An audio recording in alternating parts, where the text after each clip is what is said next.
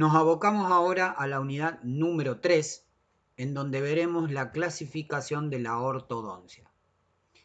Podemos decir que la ortodoncia se clasifica primeramente en ortodoncia fija, ortodoncia removible. La ortodoncia fija es la que realiza el odontólogo en su consultorio mediante la colocación de bracket, pudiendo el técnico dental realizar accesorios después de un tratamiento accesorios complementarios para la ortodoncia fija, que lo veremos en la siguiente unidad.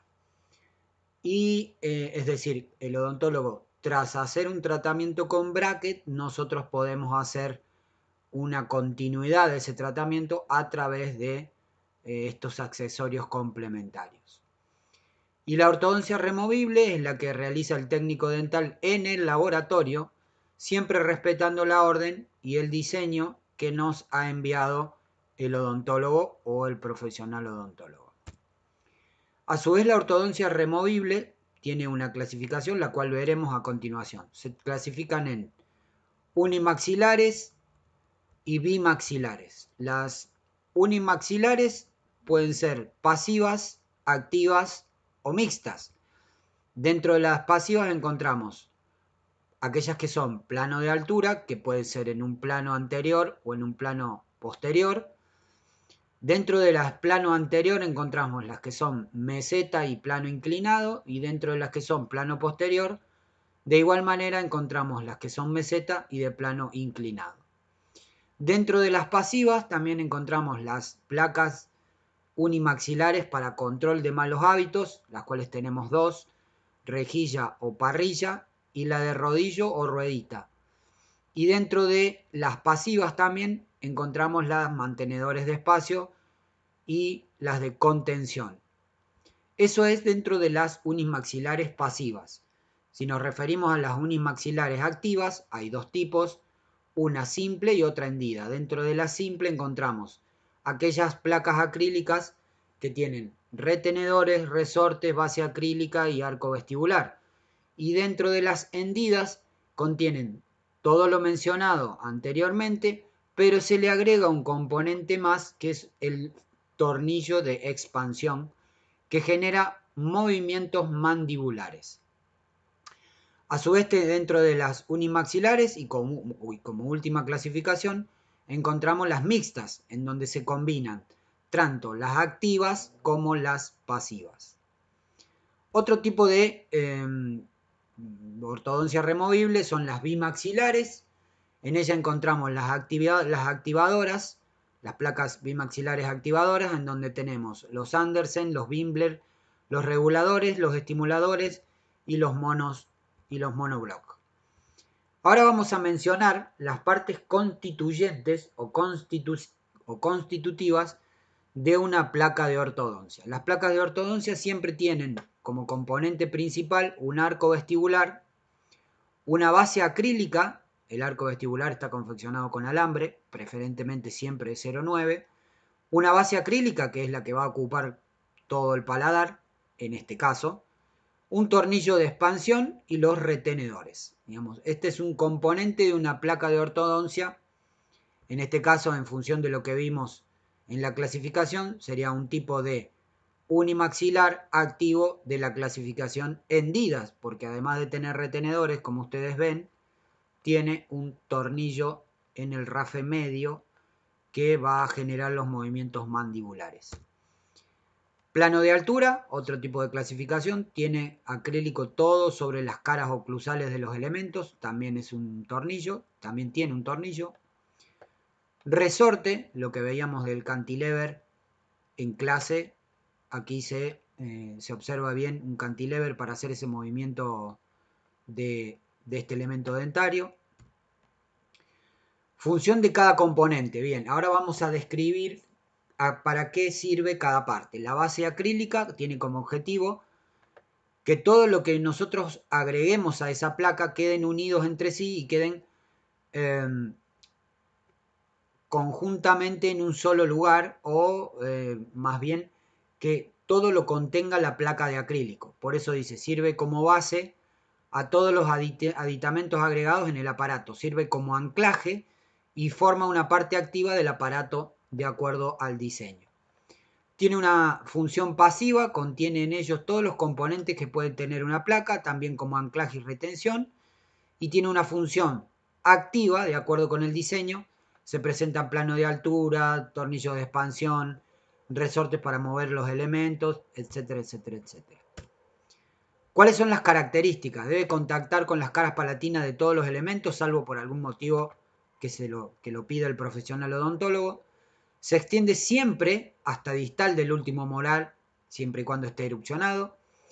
Deben tener un espesor de no más de 3 milímetros, preferentemente entre 2 y 3 milímetros.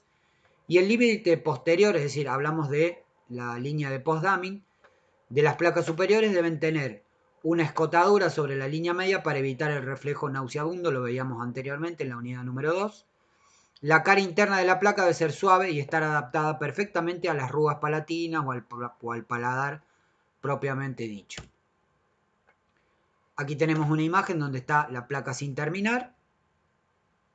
En la imagen de abajo se ve todavía sin ese recorte que tiene que tener a la altura de la línea de post-damming. El límite era lo que hablamos antes. El límite posterior de la placa superior deberá tener una escotadura sobre la línea media para prevenir el reflejo nauseabundo. La cara interna de las placas, o sea, que está en contacto con la mucosa o con el paladar, debe ser suave y estar adaptada perfectamente a este paladar, como decíamos.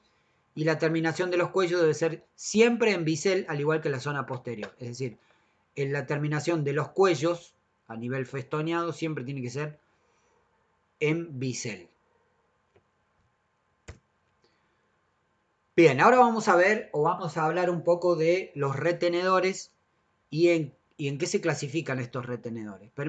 Primero veamos conceptualmente los retenedores, ¿para qué sirven? Permiten mantener firmemente el aparato ortodóntico en la boca del paciente, por lo tanto cumplen la función, obviamente, de retención y anclaje.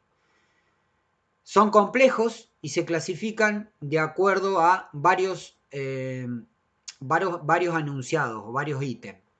Se clasifican de acuerdo a su complejidad, de acuerdo a su relación y también a su forma de terminar, digamos, cómo termina el retenedor. De acuerdo a su complejidad pueden ser simples y dobles, de acuerdo a su relación con los elementos dentarios pueden ser abiertos o cerrados y también pueden ser continuos o pertenecer a topes o ser parte de topes oclusales. Dentro de la clasificación de los retenedores encontramos los retenedores simples. Los retenedores simples, uno de los retenedores simples es el interproximal o luña, es uno de los más utilizados. Se confecciona fácilmente, este tipo de retenedor es abierto y simple, generalmente se hace con alambre 0,7. Se realiza un pequeño doblez en el extremo libre del brazo activo y el cual queda adaptado por interproximal a los elementos. Aquí tenemos una forma de confección, se hace la uña. Se hace el doblez, queda la uña y se adapta al espacio interproximal. Se hace la retención que va a ir en la placa acrílica.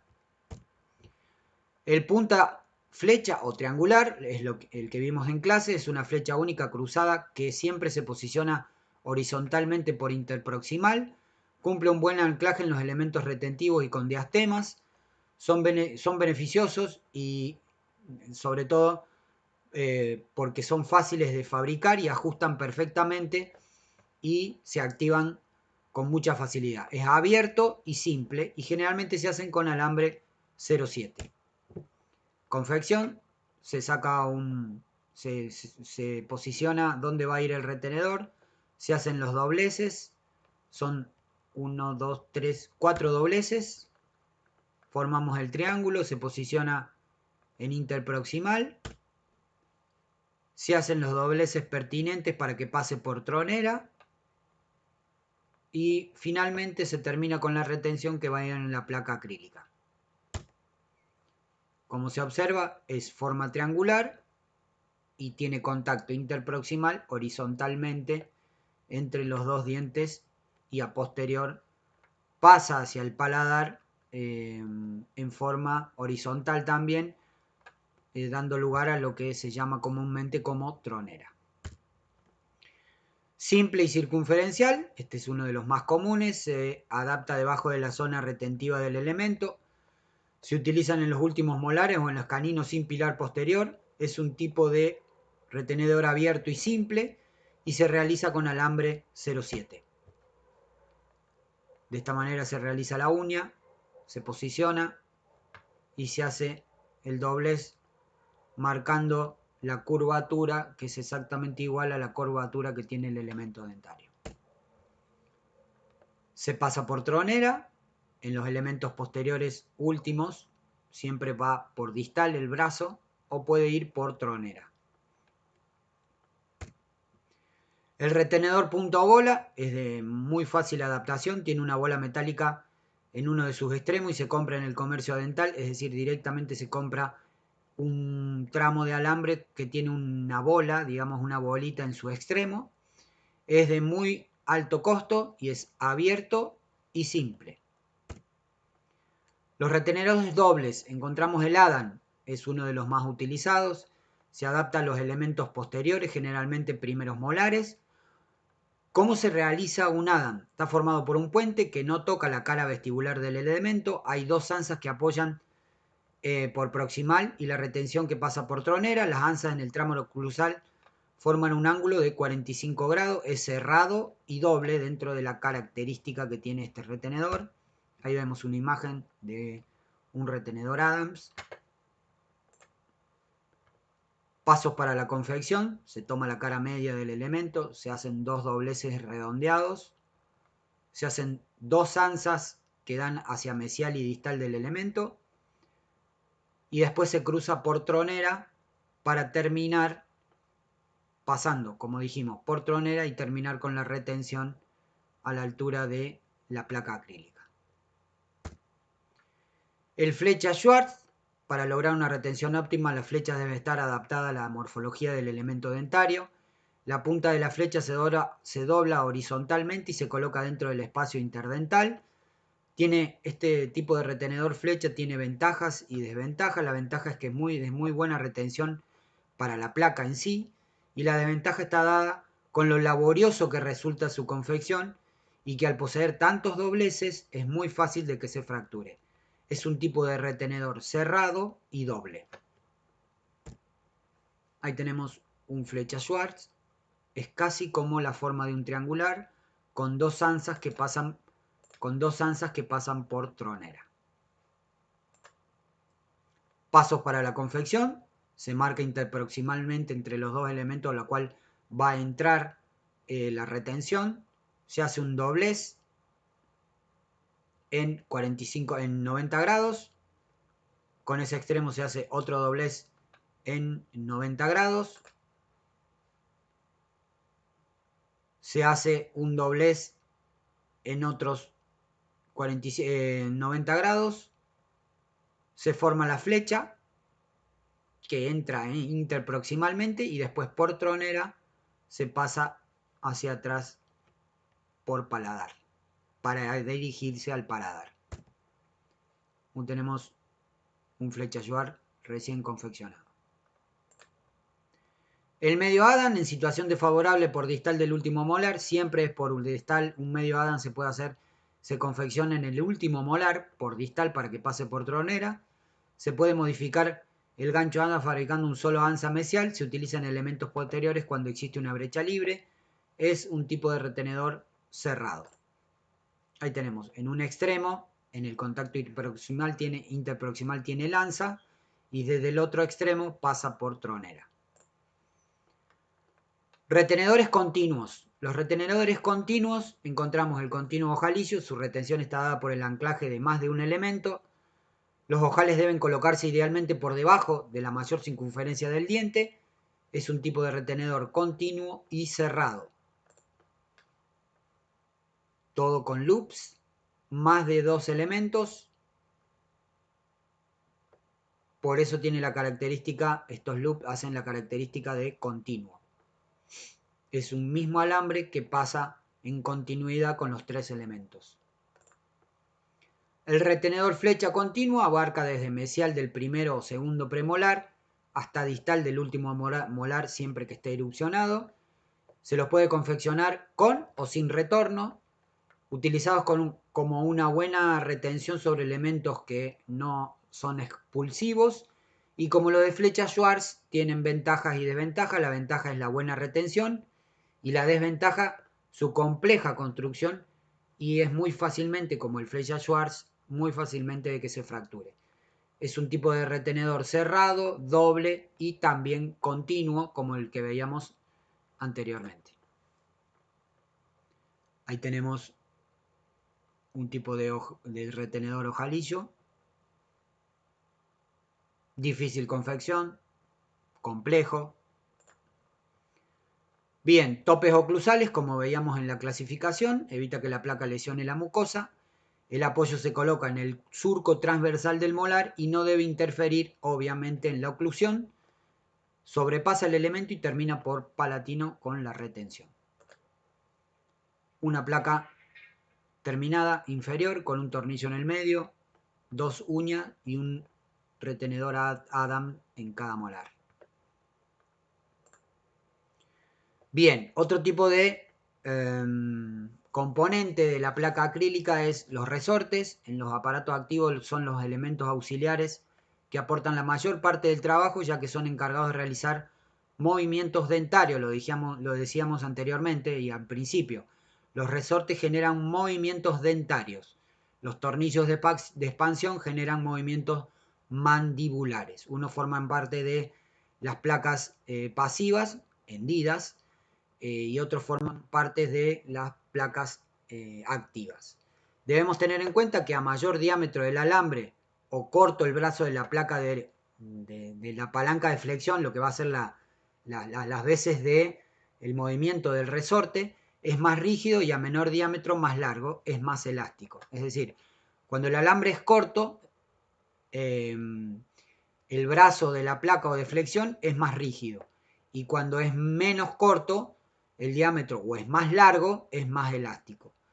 Es conveniente que todo resorte lingual esté protegido o encajonado por el acrílico para evitar que éste se modifique. Se construyen siempre con alambre 0,6 o 0,7.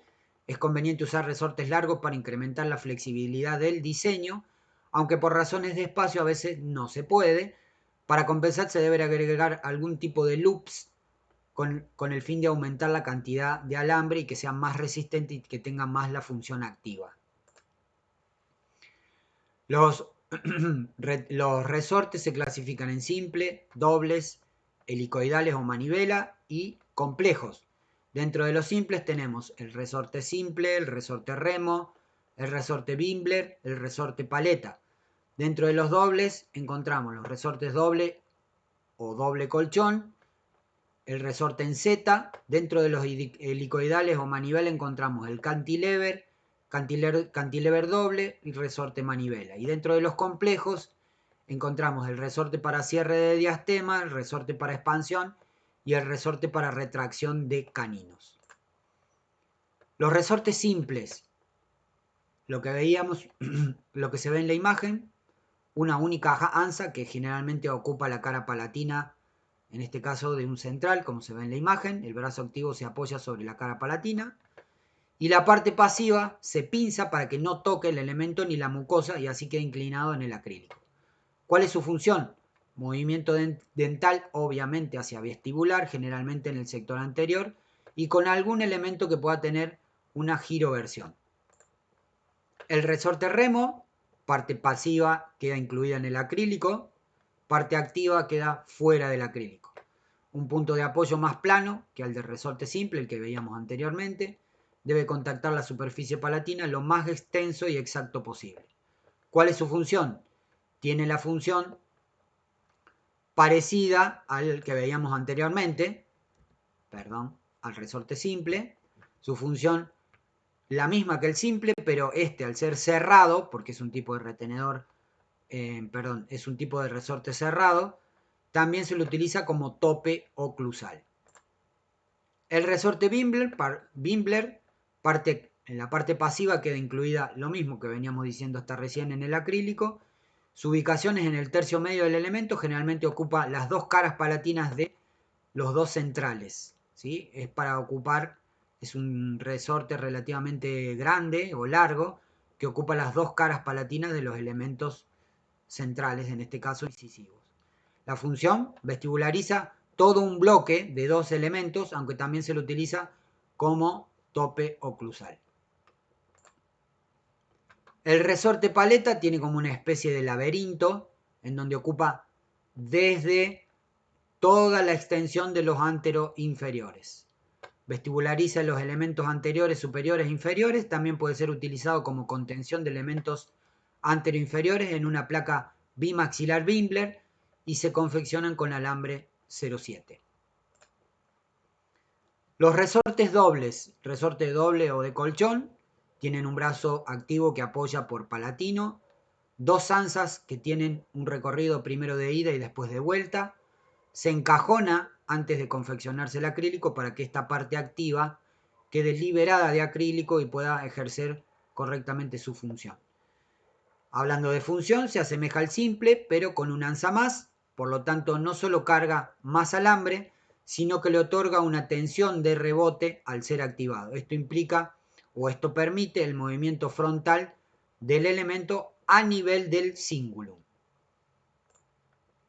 El resorte en Z es similar al doble colchón, o al doble o colchón, por sus dobleces, pero sus dobleces son rectos. Se utiliza cuando el diámetro mesio-distal, o sea, de un lado a otro lado, de este elemento es corto, es muy propenso a la fractura en el momento de la activación. Función, vestibularizar elementos aplicando más fuerza que el anterior. Cuando decimos anterior, hablamos de el resorte doble.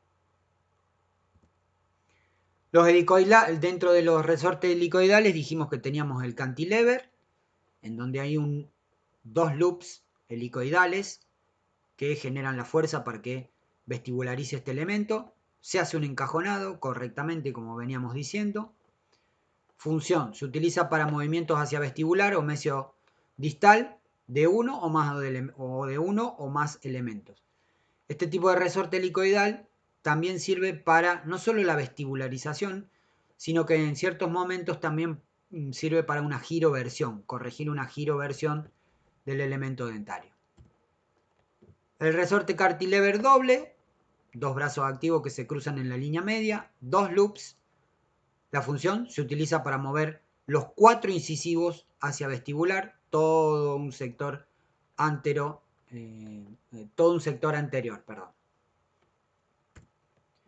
El resorte manivela tiene un doblez en forma de manivela que evita el contacto con los elementos vecinos. Esta es una proyección del movimiento.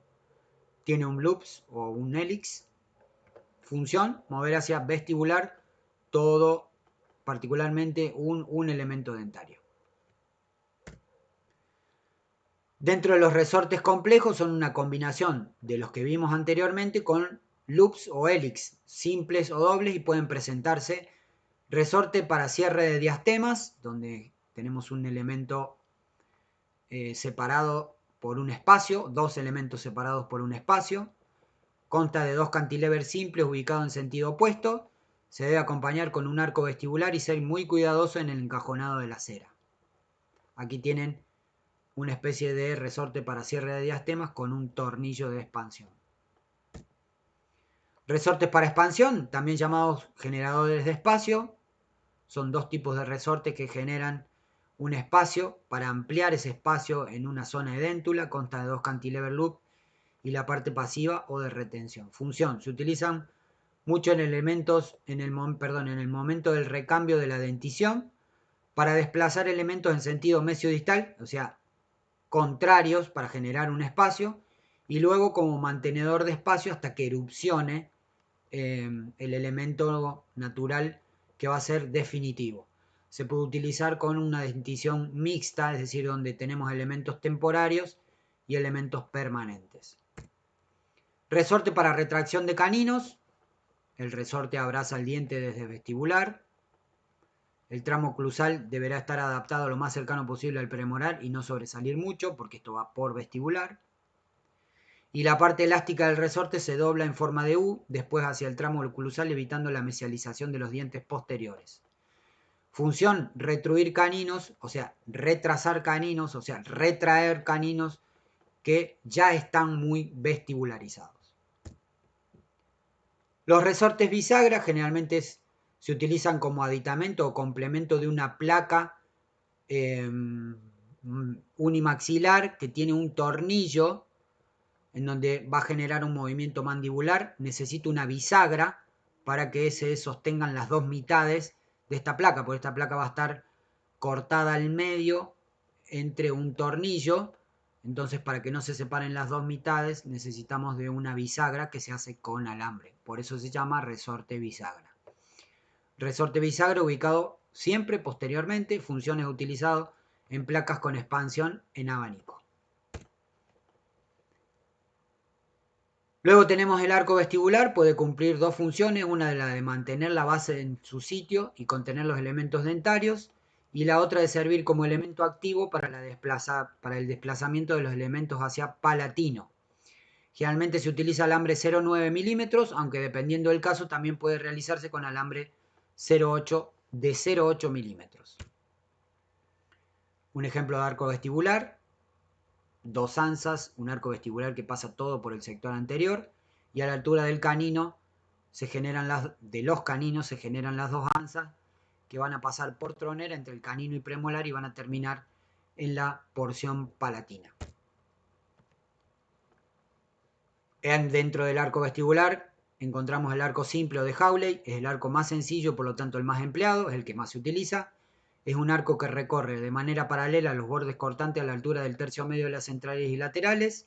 Al contactar en el primer tercio del canino, lo que decíamos recién, se dobla para generar el anza con 90 grados aproximadamente el doblez hasta el cuello dentario para volver a paralelamente introducirse en el acrílico pasando por distal del mismo, es decir, por tronera. Paso para la confección de un arco vestibular. Generalmente conviene marcarlo primeramente con lápiz y después seguir la línea de lápiz con el alambre. El arco progeni, otro tipo de arco vestibular, se utiliza en las placas progeni para corregir mordidas de clase 3 o borde a borde.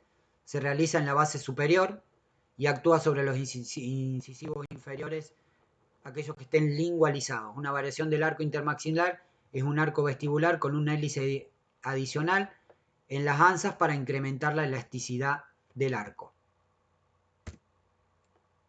Ahí tenemos un progeni.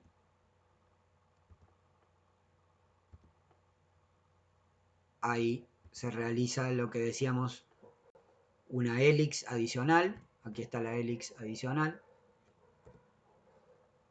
Una hélix adicional en las anzas para incrementar la elasticidad del arco, para que el arco vestibular sea más elástico.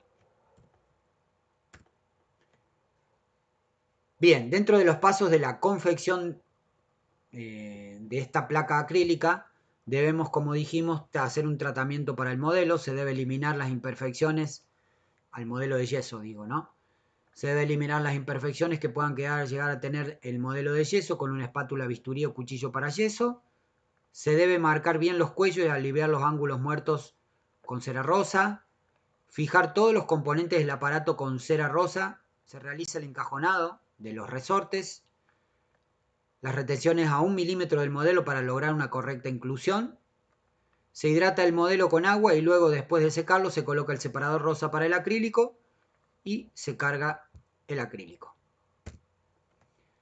Para pulir, como decíamos anteriormente, se recortan los excesos gruesos con fresón o piedra blanca, se desgastan los cuellos en forma de bisel, se debe colocar la piedra de manera tal que quede paralela al acrílico, nunca se desgasta en la parte interna, o sea, por lo que va a dar sobre el paladar, lo que va a tener contacto con la mucosa.